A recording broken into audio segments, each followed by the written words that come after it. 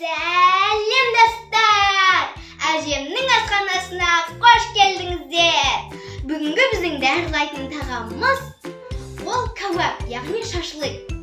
Ұнап жатса лайк басып, подписаться етіп, комментарий қалдырыңыздар.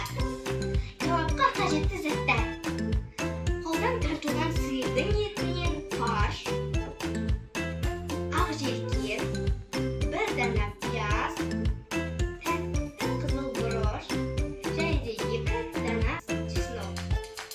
Келесі бізде 2 ас қасық сұйық май, жарты ас қасық тұз, зира, аз ғана, және де паприка бұрышы, жарты лимон соғы.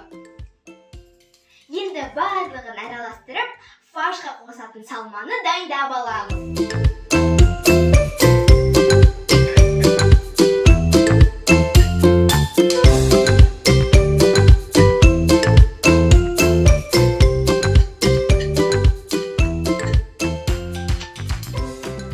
Ал ендігі кезек май.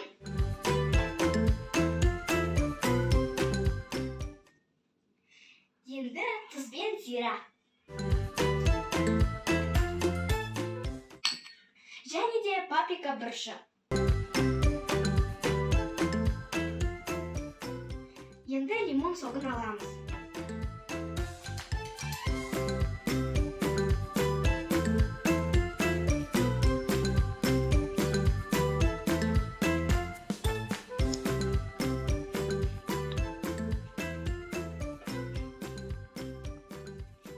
Барлығын жақсылап араластырып аламыз.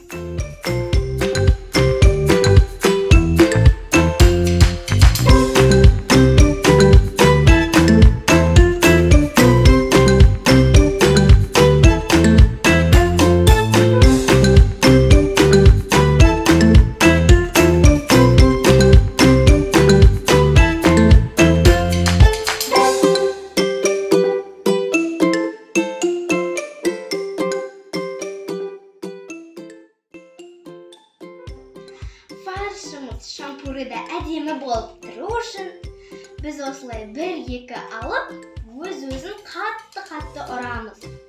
Сол кезде біздің фаршымыз әдемі болып шампурыда тұрады.